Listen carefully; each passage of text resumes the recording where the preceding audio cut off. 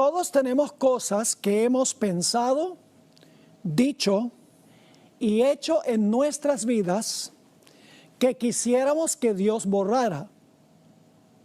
En nuestro estudio de hoy vamos a estudiar 3 historias de la Biblia que ilustran cómo lograr borrar los errores del pasado. La primera historia que vamos a estudiar se encuentra en Segunda de Reyes, el capítulo 5. Es la famosa historia de Naamán el leproso.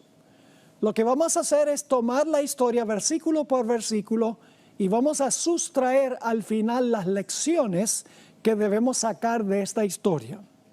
Vamos al versículo 1 de Segunda de Reyes 5.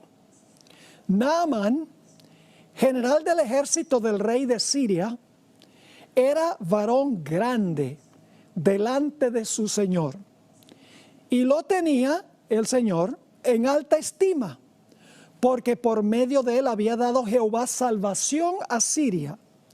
Era este hombre valeroso en extremo, pero leproso.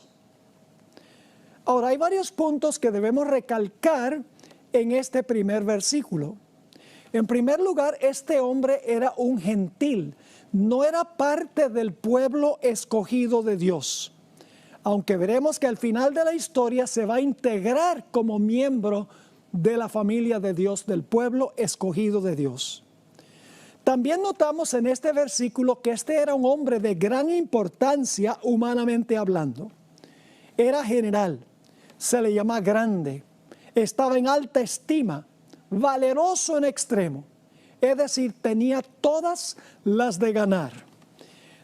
También notamos que a pesar de todas las ventajas que tenía este hombre grande, humanamente hablando, tenía un grave problema, y ese problema era la lepra. En nuestro segundo tema notamos que la lepra en tiempos bíblicos era símbolo del pecado. Así que con el transcurso del tiempo, este hombre iba a empeorar y finalmente iba a morir de esta terrible enfermedad de aquella época, la peor enfermedad de esa época, la lepra.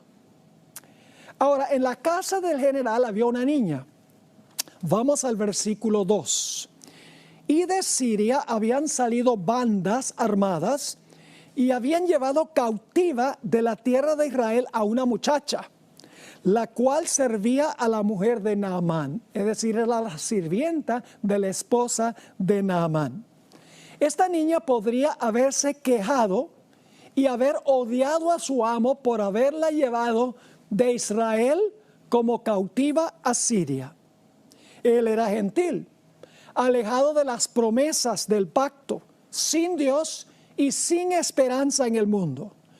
Pero la niña tenía pasión por la salvación de su amo, una pasión por las almas, y ella puso a Naamán en contacto con el varón de Dios que podía traer a través del poder de Dios sanidad. Es decir, la niña era una misionera cuyo propósito era poner a Naamán en contacto con el varón de Dios o con el ministro de Dios. Ahora vamos a los versículos 3 y 4. Esta dijo a su señora, la niña dice a la esposa de Naamán: si rogase mi señora al profeta que está en Samaria, él lo sanaría de su lepra. Y entonces Naamán va y visita a su señor, el rey de Siria. Versículo 4. Y entrando Naamán a su señor, le relató diciendo: así y así ha dicho una muchacha que es de la tierra de Israel. Y parece que el rey apreciaba mucho a Naamán. Naamán era un general leal al rey. Así que el rey de Siria le dice: ve. Noten el versículo 5. Y le dijo el rey de Siria: anda, ve, y yo enviaré cartas al rey de Israel. Salió pues él, ahora fíjense lo que lleva con él, llevando consigo 10 talentos de plata y 6,000 piezas de oro y 10 mudas de vestidos. Es decir, tenía muchísimo que iba a llevar a Eliseo para pagarle a Eliseo para que le trajera sanidad. Ahora, de Siria a donde estaba el profeta Eliseo en Samaria, había que viajar aproximadamente 50 kilómetros de distancia. Así que este hombre, este general, estaba haciendo un gran sacrificio porque estaba viajando para que un individuo de una nación enemiga lo sanara de su lepra. Y él pensaba que podía comprar la sanidad con todo lo que tenía. Vamos al versículo 6. Tomó también cartas para el rey de Israel, que decían así, es decir, el rey de Siria mandó cartas al rey de Israel. Cuando lleguen a ti estas cartas, sabe por ellas que yo envío a mi siervo Naamán, para que los sanes de su lepra. Es decir, el rey de Siria le manda decir al rey de Israel, yo lo estoy mandando para que tú sanes la lepra de él. Oh, el rey rasgó sus vestidos, se preocupó muchísimo porque él sabía que no tenía poder para sanar a Naamán. Versículo 7. Luego que el rey de Israel leyó las cartas, rasgó sus vestidos y dijo, ¿soy yo Dios que mate y dé vida? Obviamente se consideraba que Naamán era hombre muerto en vida, porque el rey está diciendo, ¿soy yo Dios que mate y dé vida? Para que éste envíe a mí a que sane un hombre de su lepra. Considerad ahora y ved cómo busca ocasión contra mí. Es decir, estaba buscando la forma de guerrear, una excusa para guerrear en contra de Israel. Es decir, Naamán estaba muerto en vida. Y encontramos que el rey de Israel dice, yo no puedo dar vida. Es imposible. La lepra es incurable. Solo Dios podría sanar esta lepra. Vamos al versículo 8. Cuando Eliseo, el varón de Dios, oyó que el rey de Israel había rasgado sus vestidos, envió a decir al rey, ¿por qué te has rasgado tus vestidos? Venga ahora a mí y sabrá que hay profeta en Israel. Así que ahora entra en perspectiva el varón de Dios, aquel del cual había hablado la niña sirvienta en la casa de Naamán. Así que dice en el versículo 8, cuando Eliseo, el varón de Dios, oyó que el rey de Israel había rasgado sus vestidos, envió a decir al rey, ¿por qué has rasgado tus vestidos? Venga ahora a mí y sabrá que hay profeta en Israel. Ahora el leproso va a estar en contacto, no directamente al principio, con el varón o el ministro de Dios. Vamos al versículo 9.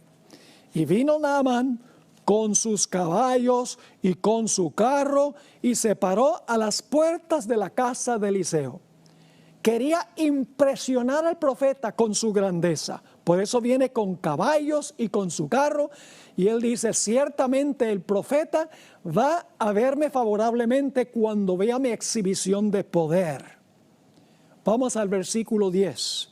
Entonces Eliseo, que es el varón de Dios, que es el ministro de Dios, le envió un mensajero diciendo, ve y lávate 7 veces en el Jordán, y tu carne se te restaurará y serás limpio. No olviden las palabras, lávate y limpio, que aparecen varias veces en esta historia y luego las vamos a encontrar más adelante en el Nuevo Testamento.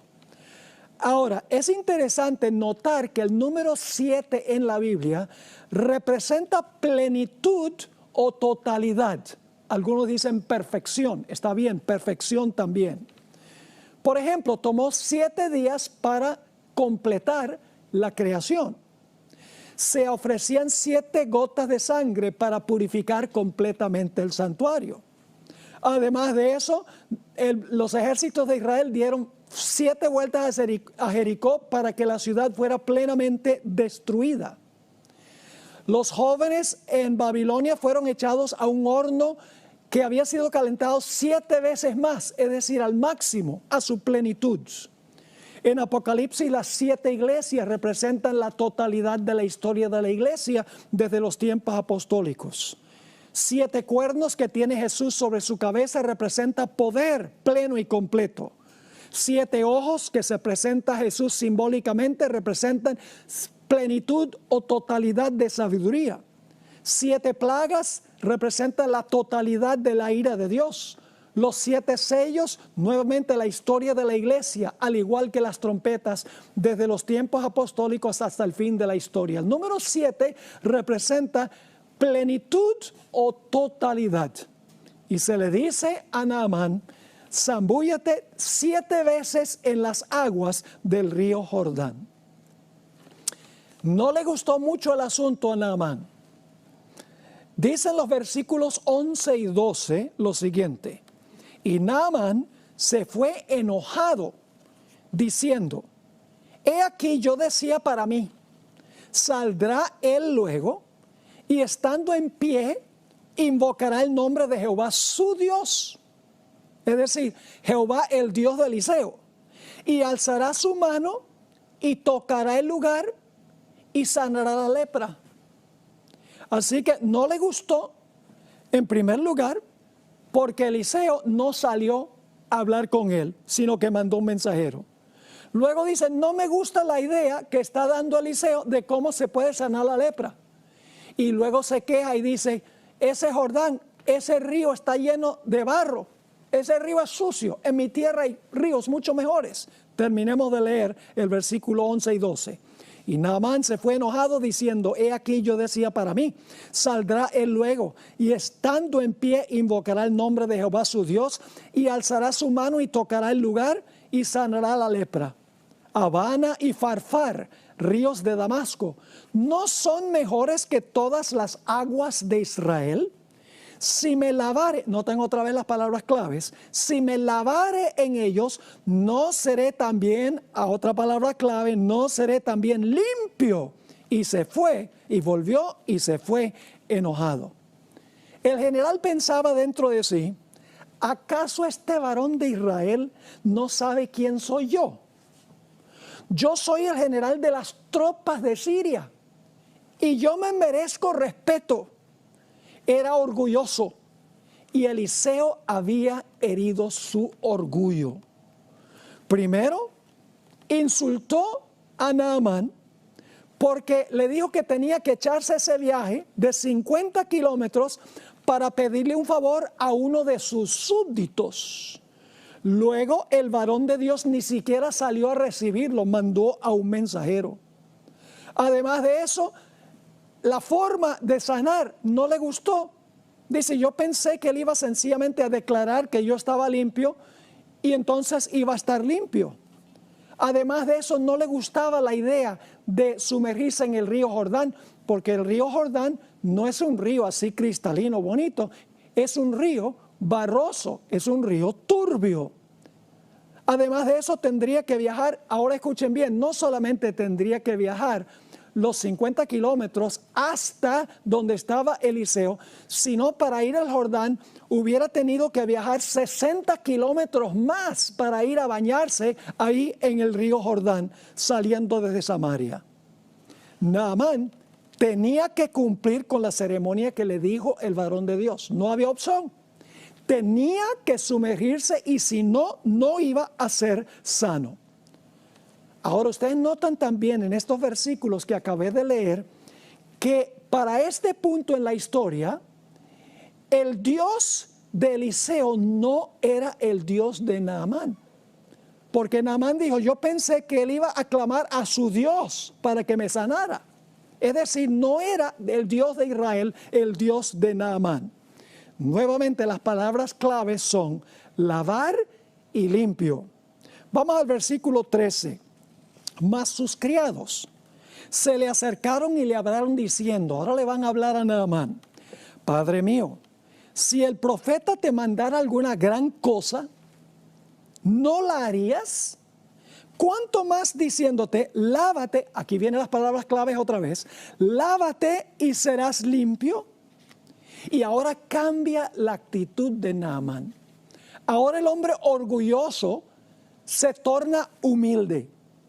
Tuvo fe de que si hacía lo que decía el ministro de Dios, el varón de Dios, iba a quedar limpio de esa enfermedad terrible de su lepra, con tal que cumpliera el mandato de Dios a través de su ministro de que debía sumergirse 7 veces en las aguas del Jordán. Así que en el versículo 14 encontramos, podríamos decir, el bautismo de Naamán. Dice ahí en el versículo 14, él entonces descendió y se zambulló. ¿No se echó un poquito de agua en la cabeza? No. Dice, se zambulló 7 veces en el Jordán. Yo me imagino cómo habrá sido esto. Se sumerge una vez, sale leproso. 2 veces, leproso. 3 veces, leproso. 4 veces, leproso. Y sin embargo, él ahora tenía fe de que lo que había dicho el varón de Dios, el ministro de Dios, se iba a cumplir. Así que dice, él entonces descendió y se zambulló 7 veces en el Jordán, conforme a la palabra del varón de Dios. Y ahora escuchen esto. Y su carne se volvió como la carne de un niño y quedó limpio. No como la carne de un viejo que él era, sino como la carne de un niño, y dice quedó limpio. Porque obedeció el mandato del varón de Dios, del ministro de Dios. Las palabras claves nuevamente que se usan son lávate y limpio. Es decir, su bautismo lo lavó, su bautismo lo limpió y quedó como un niño nacido de nuevo. Vamos a los versículos 15 y 16. Y volvió al varón de Dios, porque ahora tiene que darle gracias al ministro. Y volvió al varón de Dios, él y toda su compañía. Y se puso delante de él y dijo, he aquí, ahora conozco que no hay Dios en toda la tierra, sino en Israel. Ahora él dice, ahora yo sé que hay un solo Dios. No hay muchos dioses como yo creía antes. Ahora hay un solo Dios y es el Dios de Israel. Sigue diciendo, te ruego, le dice a Eliseo, que recibas algún presente de tu siervo.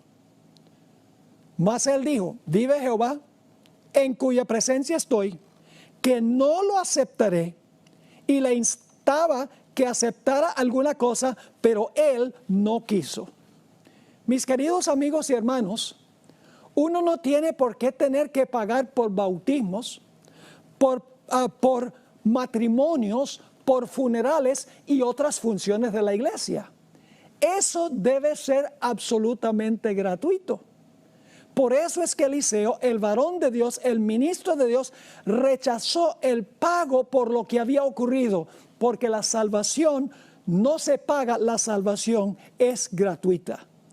Y ahora este hombre llegó a ser miembro de la familia de Dios, miembro del verdadero pueblo de Dios, el pueblo de Israel. Después de su bautismo se integró, en otras palabras, al pueblo escogido de Dios. Se hizo miembro de la iglesia, podríamos decir. Ahora vamos al versículo 17. Entonces Naamán dijo, te ruego pues, ahora viene algo muy extraño. Te ruego pues, de esta tierra no se dará a tu siervo la carga un par de mulas. ¿Qué es lo que está diciendo aquí Naamán? Está diciendo, ¿será posible que ustedes me den 2 medidas de tierra de Israel para llevarme yo allá a donde yo vivo en Siria? ¿Qué cosa tan extraña? Nuevamente el versículo 18. Versículo 17. Entonces Naamán dijo, te ruego pues, de esta tierra no se dará a tu siervo la carga un par de mulas, porque de aquí en adelante tu siervo no sacrificará holocausto, ni ofrecerá sacrificio a otros dioses, sino a Jehová. Ahora, ¿por qué Naamán quería llevarse 2 cargas de mula de tierra de Israel a su tierra? Sencillamente porque él quería adorar al Dios de Israel, pero vivía en Siria. Así que tomó de la tierra de Israel para esparcirla en Siria, para así poder adorar a Dios en tierra santa. Él estaba recién comenzando su experiencia con el Señor, pero él dice, yo voy a llevar tierra de Israel porque esa tierra es santa, y entonces voy a esparcir esa tierra en Siria, a donde yo vivo, y entonces yo voy a adorar a Jehová, voy a sacrificarle a Jehová allí. Y luego en el versículo 18 tenemos las siguientes palabras: en esto perdone Jehová a tu siervo. Porque él tiene ahora que volver a hablar con el rey. Y el rey todavía era idólatra. En esto perdone Jehová a su siervo, que cuando mi señor el rey entrare en el templo de Rimón para adorar en él y se apoye sobre mi brazo, da la impresión de que el rey ya era de edad, era viejo o estaba enfermo, y se apoyare sobre mi brazo, si yo también me inclinare en el templo de Rimón, cuando haga tal, Jehová perdone en esto a tu siervo. Es decir, yo no voy a estar adorando al Dios Rimón, pero voy a estar con el rey apoyándolo para que no se caiga allí. Y luego tenemos en el versículo 19, y le dijo, ve en paz. Se fue pues y caminó como media legua de tierra. Indudablemente la curación de este hombre fue un poderoso testimonio a los soldados que estaban con él. Y cuando volvió a Siria, y ahí estaban todas las tropas que este general dirigía, indudablemente quedaron impresionados al ver a Naamán completamente limpio de la lepra. Es decir, él fue un testigo de lo que Dios había hecho con él. Pero la historia no termina allí. Había un individuo que pertenecía al pueblo de Israel, pertenecía al pueblo escogido, pero era codicioso, era avaro, se llamaba Giezi. Y este hombre, y no voy a terminar de leer todo el capítulo porque voy a resumirles la historia de este miembro de la iglesia, él era un hombre que dio mal testimonio. Indudablemente para Naamán era muy decepcionante ver a este individuo recibir los regalos que Eliseo había rechazado. Esto nos enseña una lección.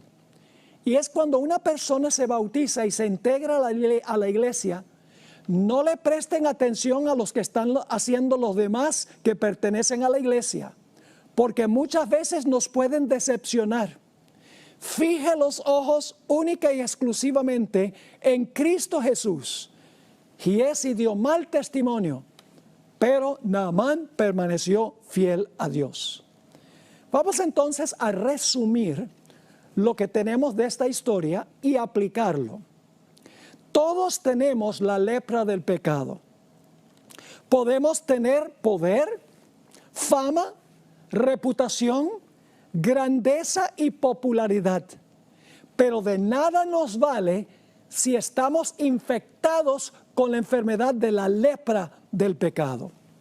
Y luego alguien se pone en contacto con nosotros y nos pone en contacto con un ministro, con un varón de Dios. Saben que es muy interesante, cuando yo voy a la República Dominicana, los pastores allá tienen la costumbre de decir, ¿cómo está, varón? Porque el ministro es el varón de Dios. Así que alguien en la iglesia pone a una persona en contacto con el varón o con el ministro de Dios. Y luego el ministro de Dios le dice a la persona qué es lo que tiene que hacer para curarse de la lepra. El varón de Dios no puede decidir por la persona tiene que decidir si ellos van a seguir la prescripción que el ministro o el varón de Dios les está dando. No podemos comprar la sanidad del pecado. Eso solamente puede venir a través de un milagro de Dios.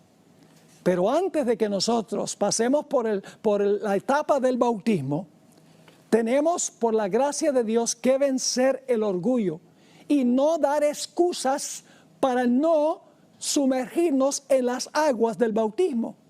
Además de eso, tenemos que tener fe de que cuando nos bautizamos, Dios va a cumplir su palabra y nos va a limpiar completamente del pecado.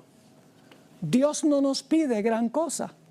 Sencillamente nos dice que debemos tener fe y bautizarnos, y Él va a lavarnos de la lepra. No es suficiente creer. Es necesario cumplir el otro paso, y es bautizarse en las aguas. Y el bautismo es por inmersión. Dice que Naamán se sumergió en las aguas, se zambulló en las aguas. Además de eso, el bautismo fue de un adulto que entendía lo que estaba haciendo. Al lavarnos en las aguas del bautismo, quedamos completamente limpios de la lepra del pecado. Llegamos a ser miembros de la iglesia del Señor, miembros del pueblo escogido. Y ahora servimos a un solo Dios y no a otros dioses. Tremenda lección nos enseña esa historia en cuanto a la importancia del bautismo.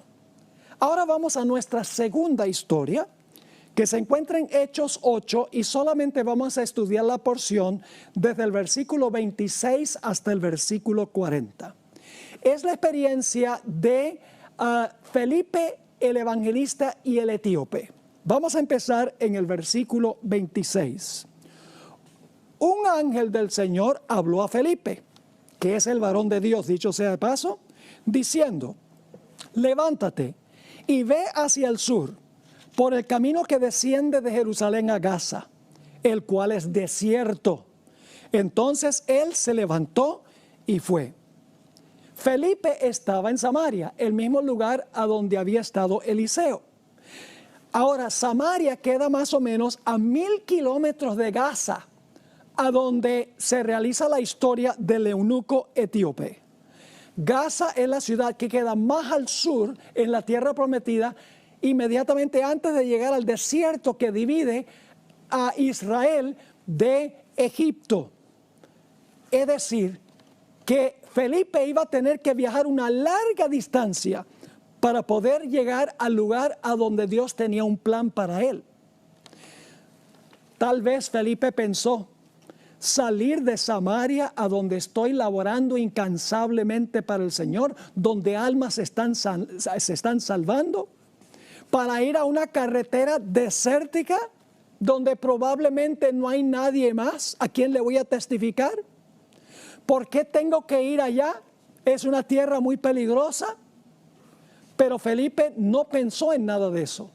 Felipe sencillamente escogió obedecer a Dios. Felipe podría haber pensado que el lugar era peligroso, demasiado distante, que no había gente que evangelizar porque era un desierto, pero sencillamente cuando Dios le dijo: ve, él fue. Jesús le dijo a sus seguidores: id y hacer discípulos de las naciones. No debemos cuestionar. Ahora, Dios no le dijo por qué tenía que ir allá. Igual que Abraham. Cuando Dios le dijo a Abraham: sal de tu tierra, Dios no le dijo a dónde lo iba a llevar. Además de eso, Jesús vino del cielo a la tierra a salvar a los seres humanos.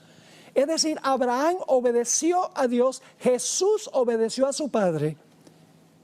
Y como resultado, hubo algo espectacular que sucedió. Ahora, ¿quién era el etíope? Vamos a los versículos 27 y 28. Y sucedió que un etíope, eunuco, funcionario de Candace, reina de los etíopes, el cual estaba sobre todos sus tesoros, y había venido a Jerusalén para adorar, volvía sentado en su carro y leyendo al profeta Isaías. Probablemente este hombre venía de celebrar la Pascua en Jerusalén. Él era un prosélito judío, es decir, se había convertido al judaísmo. Además de eso, él practicaba la religión hebrea. Es decir, ya era un seguidor de Dios, aunque no tenía todo el conocimiento. y estaba estudiando un pasaje interesante, Isaías 53, que habla del sacrificio del Cordero Pascual. Ahora sigamos a los versículos 29 y 30. Y el Espíritu dijo a Felipe, al varón de Dios, acércate y júntate a ese carro. Acudiendo Felipe, le oyó que leía al profeta Isaías y le dijo, fíjese, primero le hace una pregunta para como romper el hielo. ¿Entiendes lo que lees? Y claro, ahora tiene que responder el etíope en el versículo 31. Él dijo, ¿y cómo podré si alguno no me enseñare? Y rogó a Felipe que subiese y se sentara con él. Es decir, él dice, yo necesito un maestro, yo necesito un varón, necesito un ministro que me explique las escrituras para saber qué es lo que quieren decir. Yo pregunto, ¿hoy en día es necesario que haya un varón de Dios o un ministro que instruya a la gente? Lógicamente que sí. Vamos a los versículos 32 y 33. Nos dice el pasaje específico que estaba estudiando ese etíope. Dice, el pasaje de la escritura que leía era este. Como oveja a la muerte fue llevado, y como cordero mudo delante del que lo trasquila, así no abrió su boca. En su humillación no se le hizo justicia, mas su generación, ¿quién la contará? Porque fue quitada de la tierra su vida. Y el etíope está diciendo, yo quisiera saber de quién está hablando esto. Versículo 34. Respondiendo el eunuco dijo a Felipe, te ruego que me digas, ¿de quién dice el profeta esto?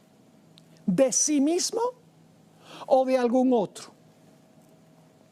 Ahora Felipe tuvo la oportunidad. Recuerden que este hombre ya servía al Dios verdadero, era un prosélito judío, pero le faltaba conocimiento.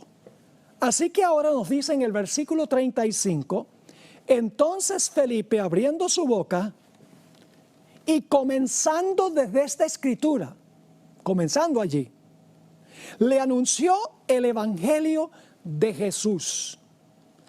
¿Qué le habrá enseñado él a ese etíope?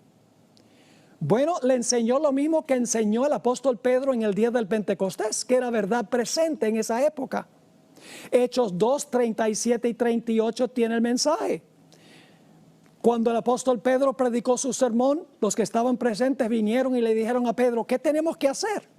Leamos el versículo 37 de Hechos 2. Y al oír esto se compungieron de corazón. Y dijeron a Pedro y a los otros apóstoles, varones hermanos, ¿qué haremos? Pedro les dijo, arrepentíos y bautícese cada uno de vosotros en el nombre de Jesucristo para perdón de los pecados y recibiréis el don del Espíritu Santo. No cabe duda que lo que le enseñó Felipe a este etíope fue que Jesús vivió una vida perfecta, era un cordero perfecto. Y luego el Señor Jesucristo murió como cordero perfecto.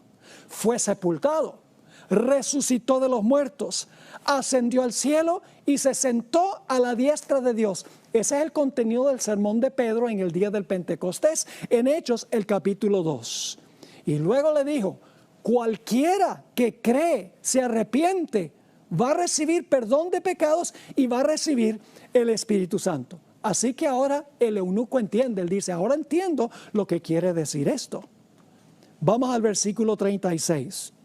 Quiero que noten que Felipe no le torció el brazo al etíope para que el etíope se bautizara. No tuvo que hacer un llamado de 1 hora para que el eunuco etíope quisiera bautizarse. Es más, el eunuco cuando se le enseñó bien, fue el que solicitó el bautismo. Dice en el versículo 36, y yendo por el camino, llegaron a cierta agua. Y dijo el eunuco, porque obviamente Felipe le habría hablado del bautismo, de la muerte, sepultura y resurrección de Cristo y su ascenso al Padre. Así que dijo el eunuco, aquí hay agua. ¿Qué impide que yo sea bautizado? Entonces Felipe ahora le va a decir en el versículo 37, si crees de todo corazón, bien puedes. Y respondiendo dijo, creo, es decir, tengo fe tengo confianza, creo que Jesucristo es el Hijo de Dios. Y luego noten, el versículo 38 es muy importante. El modo de bautismo que hubo. Dice en el versículo 38, y mandó parar el carro. Y descendieron ambos al agua. Fíjense que Felipe no tenía una botellita de agua y le echa un poquito de agua en la cabeza al etíope. No. Dice, y mandó parar el carro, descendieron ambos al agua. Es decir, este fue un bautismo como el de Naamán, por inmersión.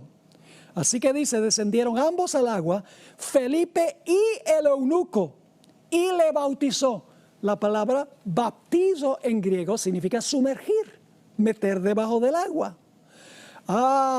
Después que descendieron, los dos ascendieron del agua, es decir, se metieron y salieron. Noten el versículo 39.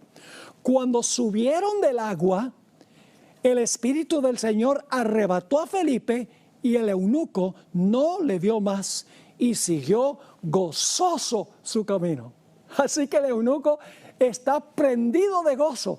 Él dice, he sido bautizado, ahora he sido incorporado a Jesús, ahora soy parte en verdad del pueblo escogido del Señor. La tercera historia que vamos a mirar es la historia de Saulo de Tarso. Tiene 4 etapas la historia que quiero que notemos. La primera etapa es Saulo antes de su conversión. Era orgulloso y creído. Noten Filipenses 3 y el versículo 3 al 6, el concepto que tenía Saulo de sí mismo. Dice, porque nosotros somos la circuncisión, los que en espíritu servimos a Dios, y nos gloriamos en Cristo Jesús, no teniendo confianza en la carne. Aunque yo tengo también de qué confiar en la carne, dice Saulo. Si alguno piensa que tiene de qué confiar en la carne, yo más, circuncidado al 8º día, del linaje de Israel, de la tribu de Benjamín, hebreo de hebreos, en cuanto a la ley fariseo, en cuanto a celo perseguidor de la iglesia, en cuanto a la justicia que es en la ley irreprensible. Fíjese cómo el apóstol Pablo cuenta cómo se sentía él antes de su conversión. Era arrogante, era creído. ¿Y qué hacía Saulo antes de su conversión? Hechos 26, 9 al 11 relata su historia. Aquí él mismo relata la historia. Yo ciertamente había creído mi deber hacer muchas cosas contra el nombre de Jesús de Nazaret, lo cual también hice en Jerusalén. Yo encerré en cárceles a muchos de los santos, habiendo recibido poderes de los principales sacerdotes. Y cuando los mataron, yo di mi voto. Y muchas veces castigándolos en todas las sinagogas, los forcé a blasfemar. Y enfurecido sobremanera contra ellos, los perseguí hasta en las ciudades extranjeras.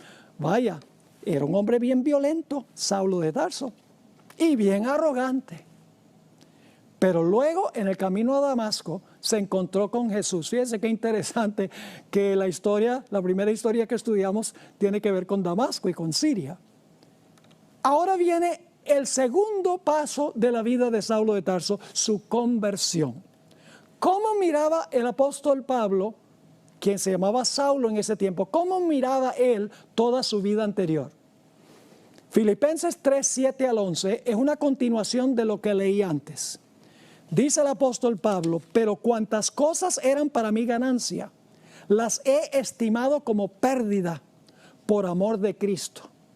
Y ciertamente aún estimo todas las cosas como pérdida por la excelencia del conocimiento de Cristo Jesús mi Señor, por amor del cual lo he perdido todo y lo tengo por basura para ganar a Cristo y ser hallado en Él, no teniendo mi propia justicia que es por la ley, sino la que es por la fe de Cristo, la justicia que es de Dios por la fe, a fin de conocerle y el poder de su resurrección y la participación de sus padecimientos, llegando a ser semejante a él en su muerte, si en alguna manera llegase a la resurrección de entre los muertos.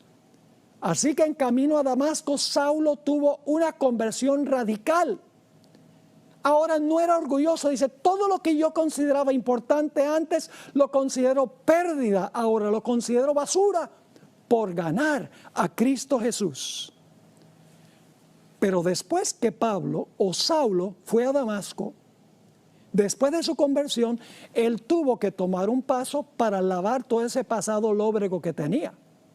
Noten Hechos 22 y el versículo 16, Hechos 22, 16. Aquí está hablando Ananías a Saulo de Tarso, que más tarde se llama el apóstol Pablo. En Hechos 22, 16, Ananías le dijo a Saulo, ahora pues, ¿por qué te detienes? Levántate y bautízate. Y luego dice, ¿qué cosa? Y lava tus pecados invocando su nombre. Es decir, el gran apóstol Pablo tuvo que bautizarse para lavar sus pecados. Impresionante. No quedó exonerado porque era un erudito de primera categoría. Él tuvo que tomar el paso del bautismo. Y luego entonces tenemos la cuarta etapa. Saulo, quien llegó a ser Pablo, fue un gran misionero en todo el mundo. Dice en Hechos 26, 16 al 18, pero levántate y ponte sobre tus pies. Aquí Dios le está hablando a Saulo, porque para esto he aparecido a ti, para ponerte por ministro y testigo de las cosas que has visto y de aquellas en que me apareceré a ti, librándote de tu pueblo y de los gentiles, a quienes ahora te envío, para que abras sus ojos, para que se conviertan de las tinieblas a la luz y de la potestad de Satanás a Dios, para que reciban por la fe que es en mí perdón de pecados y herencia entre los santificados. Saulo de Tarso tuvo que bautizarse para lavar todo ese lóbrego pasado que él tenía. Muchos perseguidos, mandó a blasfemar a otros, mandó a matar a otros, era arrogante, se consideraba mejor que los demás. Todo eso fue necesario lavarlo y fue lavado en las aguas del bautismo. En 2 Corintios 5, 17 nos dice que cuando una persona está en Cristo es una nueva criatura, como sucedió en la historia de 2 Reyes 5. Vamos a leer ese versículo. De modo que si alguno está en Cristo, nueva criatura es. Las cosas viejas pasaron, he aquí, todas son hechas nuevas. Es decir, el pasado queda enterrado y uno nace a novedad de vida, como pasó con Naamán, completamente limpio. Ahora, ¿qué significa si alguno está en Cristo? ¿Cómo llegamos a estar en Cristo? Vamos a Gálatas 3 y el versículo 26 y 27. Gálatas 3, 26 y 27. Aquí dice el apóstol San Pablo, pues todos sois hijos de Dios por la fe en Cristo Jesús, porque todos los que habéis sido bautizados en Cristo, ahí está la expresión clave, los que habéis sido bautizados en Cristo, de Cristo estáis vestidos. Es decir, cuando recibimos a Cristo, cuando nos bautizamos, somos incorporados en Él, estamos en Cristo. Vamos a Romanos, el capítulo 6 y el versículo 3 al 5. Cuando una persona se bautiza, muere con Cristo, es sepultado con Cristo, resucita con Cristo y se sienta a la diestra del Señor en Cristo. Vamos a leerlo, Romanos 6, 3 al 5. ¿O no sabéis que todos los que hemos sido bautizados en Cristo, ahí está otra vez la expresión en Cristo, se refiere al bautismo, hemos sido bautizados en su muerte? Es decir, cuando nos bautizamos, somos bautizados simbólicamente en la muerte de Él, en la muerte de Jesús. Porque somos sepultados, ahora viene la sepultura, porque somos sepultados juntamente con Él para muerte, por el bautismo. Y luego viene la resurrección, a fin de que como Cristo resucitó de los muertos por la gloria del Padre, así también nosotros andemos en vida nueva. Porque si fuimos plantados juntamente con Él en la semejanza de su muerte, así también lo seremos en la de su resurrección. Es decir, cuando nosotros nos bautizamos, estamos muriendo no como Cristo, estamos muriendo con Cristo, estamos siendo sepultados con Cristo, estamos resucitando con Cristo, simbólicamente a través de la ceremonia bautismal. ¿Y saben qué más? Estamos sentados en el cielo con Cristo. Claro, simbólicamente. Noten lo que dice Efesios 2 y el versículo 4 al 6. Pero Dios, que es rico en misericordia, por su gran amor con que nos amó, aun estando nosotros muertos en pecados, nos dio vida juntamente con Cristo. Por gracia sois salvos. Y juntamente con Él nos resucitó y asimismo nos hizo sentar en lugares celestiales en Cristo Jesús. Ahora, ¿cómo entendemos esto? Déjenme explicarles cómo es que es un bautismo bíblico. Muchos de los que están viendo saben cómo es un bautismo bíblico, pero posiblemente hay otros que no. No es un bautismo por aspersión, ni tampoco es un bautismo de infantes.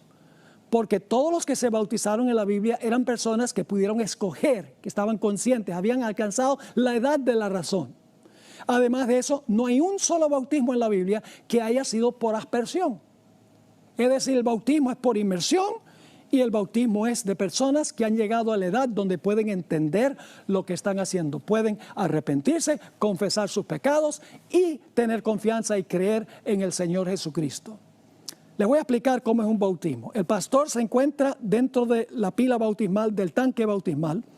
Levanta la mano, el candidato está delante de él y dice: yo te bautizo en el nombre del Padre, del Hijo y del Espíritu Santo. Amén. ¿Qué es lo último que hace una persona antes de que el pastor meta a esa persona debajo del agua?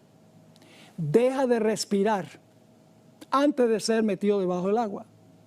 ¿Qué hace la persona mientras está debajo del agua? No respira. ¿Qué es lo primero que hace la persona cuando sale del agua? Respira de nuevo.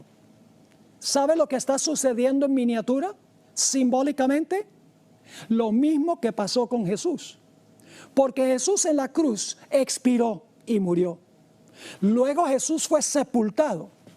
Y luego Jesús no respiraba mientras estaba en el sepulcro. Y luego Jesús resucitó de los muertos y respiró de nuevo.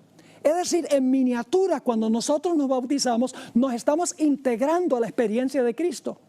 Ya Dios nos considera muertos porque Cristo murió en nuestro lugar, sepultados porque Cristo fue sepultado en nuestro lugar, resucitados porque Jesús resucitó en nuestro lugar, sentados a la diestra de Dios porque el Señor Jesucristo está allá en el cielo representándonos. ¡Qué cosa tan extraordinaria! La aspersión destruye el significado profundo de pasar simbólicamente por la experiencia por la cual pasó el Señor Jesucristo. Ahora aquí viene lo hermoso. Si yo paso por la experiencia de Jesús simbólicamente, es decir, muero, soy sepultado, resucitado y sentado con Él en los lugares celestiales, yo no tengo nada que temer. Y eso sucede en el bautismo. ¿Por qué no tengo nada que temer? Porque si yo llegase a morir, yo estoy en Cristo. Su experiencia es mi experiencia. Estoy en Él. Y cuando Cristo venga, me va a resucitar de los muertos, porque estoy en Él. Por eso en 1 Tesalonicenses, el capítulo 4, dice: los muertos en Cristo resucitarán primero. Y llego a estar en Cristo en el momento del bautismo. El bautismo es la ceremonia de incorporación a Cristo y a su iglesia. Ahora, ¿cuán indispensable es el bautismo? Algunos dicen: no, pero yo creo en Jesús, pero yo no necesito bautizarme. Y usan el ejemplo del ladrón en la cruz. Y cuando viene uno y me dice: bueno, el ladrón de la cruz, en la cruz Jesús le dijo: estarás conmigo en el paraíso. Y él nunca se bautizó. ¿Saben lo que yo le digo a esa gente? Yo le digo: tú no eres ladrón y no estás en una cruz. Las circunstancias no permitieron que se bautizara. Pero si hubiera estado en un lugar donde se podía bautizar, hubiera cumplido con los requisitos. Ahora fíjense cuán indispensable es el bautismo según la Biblia. Juan 3 y el versículo 3 y el versículo 5. Aquí Jesús habla con Nicodemo. Respondió Jesús y le dijo: de cierto te digo, que el que no naciere de nuevo, no puede ver el reino de Dios. Y luego el versículo 5 dice: respondió Jesús, de cierto te digo, que el que no naciere del agua, es el bautismo, y del Espíritu, no puede entrar en el reino de Dios. Marcos el capítulo 16 y el versículo 15 y 16 lo dice categóricamente, que yo tengo que bautizarme para estar incluido, para estar en Jesús, para incorporarme en Jesús, para que su experiencia cuente como la mía. Dice allí en Marcos 16, 15 y 16, Jesús está hablando y les dijo: id por todo el mundo y predicad el evangelio a toda criatura. El que creyere y fuere bautizado será salvo, mas el que no creyere será condenado. Es decir, el que cree y es bautizado se va a salvar. Ahora, para terminar, quiero volver a la historia de Saulo de Tarso. Saulo de Tarso fue el cabecilla en la muerte del primer mártir cristiano, Esteban. Él estaba instigando a la muchedumbre para que la muchedumbre le tirara piedras a Esteban. Terrible eso. Estoy seguro que durante toda su vida el apóstol Pablo le recriminó su conciencia por lo que él había hecho con este hombre santo, con Esteban. Saulo de Tarso fue el cabecilla en este asunto. No cabe duda alguna que Esteban, cuando estaba allí ante el Sanedrín y lo sacaron fuera de la ciudad, él tenía los ojos fijos en Saulo. No cabe duda que él sabía que Saulo era el cabecilla que estaba dirigiendo este asunto. Indudablemente Esteban se fijó los ojos en Saulo y pensó: ay, este hombre que defiende a capa y espada el judaísmo y rechaza al Señor Jesucristo y persigue a los cristianos, qué terrible. Ojalá que él se pudiera salvar, pero no veo posibilidad de que este hombre se salve por todo lo que ha hecho. Ahora, apedrearon a Esteban, murió. Vamos a leer qué es lo que dice Hechos 7 y el versículo 59 y 60. Y apedreaban a Esteban, mientras él invocaba y decía: Señor Jesús, recibe mi espíritu. Versículo 60. Y puesto de rodillas clamó a gran voz: Señor, no les tomes en cuenta este pecado. Y esta es la parte que más me gusta. Y habiendo dicho esto, durmió. Durmió sin saber lo que iba a pasar con Saulo de Tarso. Lo último que vio Esteban fue Saulo de Tarso, el perseguidor, el que hacía blasfemar a la gente contra Jesús. En ese momento él no sabía que Saulo de Tarso iba a convertirse al Señor e iba a ser el gran evangelista que iba a alcanzar no solo miles, sino millones en persona y a través de sus escritos. Me gusta pensar, ¿cómo será ese día cuando se encuentren Saulo de Tarso o el apóstol Pablo con Esteban? Permítame dramatizarlo para que podamos entender el momento emocionante. Me da tanta emoción nada más contarlo. Imagínense que Esteban está caminando por la calle de Oro en una dirección y el apóstol Pablo viene de la otra dirección. Pablo viene de una dirección y Esteban de la otra dirección, después de la resurrección. Y de repente Esteban ve a Saulo o el apóstol Pablo. ¿Y qué le dice? Canalla, sinvergüenza, ¿qué estás haciendo tú aquí? No, eso no es lo que dice. Le dice: Saulo, no puede ser. Tú te salvaste también. Tú que perseguías a la iglesia de Cristo. tú que mandabas a matar a los fieles del Señor, tú que hacías que blasfemaran, te salvaste, recibiste a Cristo Jesús como tu Salvador personal. Y el apóstol Pablo va a decir, sí, Esteban. Y sabes que una de las razones por las cuales estoy aquí fue por ese sermón que tú predicaste en Hechos 7 que llevó a tu apedreamiento. Yo sabía, va a decir el apóstol Pablo, que tú tenías razón y que yo estaba mal. Pero me fui a perseguir después para callar mi conciencia. Gracias, Esteban, por ese sermón. Y me imagino que se van a dar un gigantesco abrazo en el reino. ¿Creen ustedes que Esteban va a considerar que valió la pena el testimonio que él dio como para ser mártir, para salvar al más grande evangelista que jamás ha visto el mundo fuera de Jesús, el apóstol San Pablo? Así que, mis queridos hermanos y amigos, el bautismo es indispensable. Es una forma de borrar los errores del pasado para que Dios nos mire en Jesús, para que Dios nos considere como si nunca hubiéramos pecado, porque el Padre ve a Jesús, el Padre no nos ve a nosotros. El Padre ve a Jesús muerto, sepultado, resucitado y a la diestra de Él. Y nosotros en Él simbólicamente pasamos por esta experiencia. Y algún día muy pronto, aquellos que se hayan integrado al pueblo de Dios podrán entonces, si mueren, resucitar de los muertos, ir al cielo físicamente y sentarse con Jesús y vivir en ese mundo a donde no habrá jamás muerte. Que esa sea nuestra experiencia.